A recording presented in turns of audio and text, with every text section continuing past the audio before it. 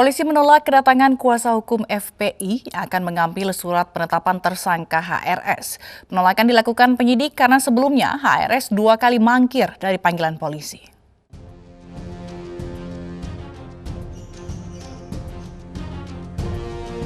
Setelah Muhammad Rizik Syihab dan 5 orang lainnya sebagai tersangka kasus pelanggaran protokol kesehatan di acara pernikahan anak HRS di Petamburan, Jakarta Pusat, kuasa hukum Ormas Front Pembela Islam mendatangi Polda Metro Jaya untuk mengambil surat penetapan tersangka.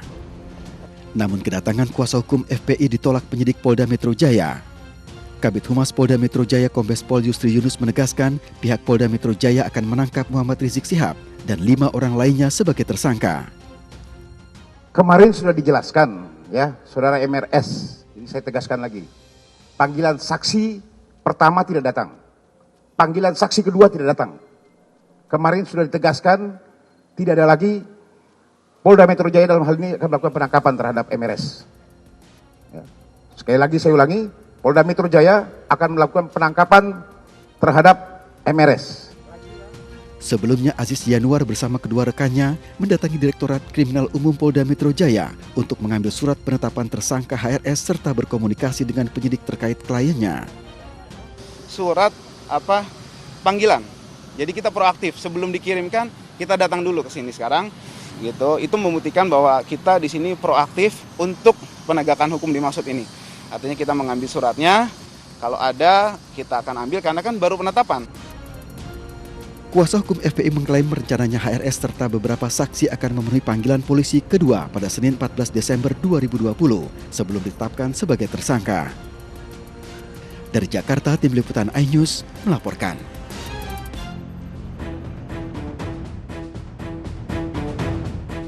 Direktorat Reserse Kriminal Umum Polda Metro Jaya telah melakukan gelar perkara dari hasil penyidikan kasus dugaan pelanggaran protokol kesehatan pada acara akad nikah di Petamburan, Jakarta Pusat 14 November lalu. Dari hasil gelar perkara, 6 orang ditetapkan sebagai tersangka, termasuk pimpinan FPI Rizik Syihab selaku penyelenggara acara, serta 5 orang panitia dan penanggung jawab acara. Dalam kasus ini, Rizik dijerat pasal 160 KUHP tentang penghasutan di muka umum, serta pasal 216 KUHP tentang perbuatan menolak himbauan petugas saat dibubarkan. Gelar perkara dilakukan tim penyidik meski Rizik Syihab telah 2 kali mangkir agenda pemeriksaan sebagai saksi. Jadi gelar perkara dilaksanakan pada tanggal 7 Desember 2020. Hasil kesimpulannya adalah menaikkan status tersangka kepada Muhammad Rizik alias Habib Muhammad Rizik Syihab. Ini surat ketetapan tersangkanya. Sementara itu, kuasa hukum FPI menyatakan penetapan Rizik Syihab sebagai tersangka merupakan bentuk diskriminasi. Saya menilai bahwa ini adalah bentuk diskriminasi. Karena perkara ini tidak hanya satu, banyak. Dan Habib Rizik bahkan selalu dikejar untuk urusan yang ini.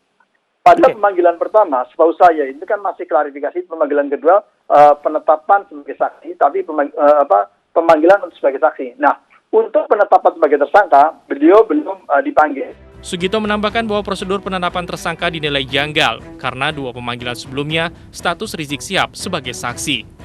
Tim Liputan iNews melaporkan.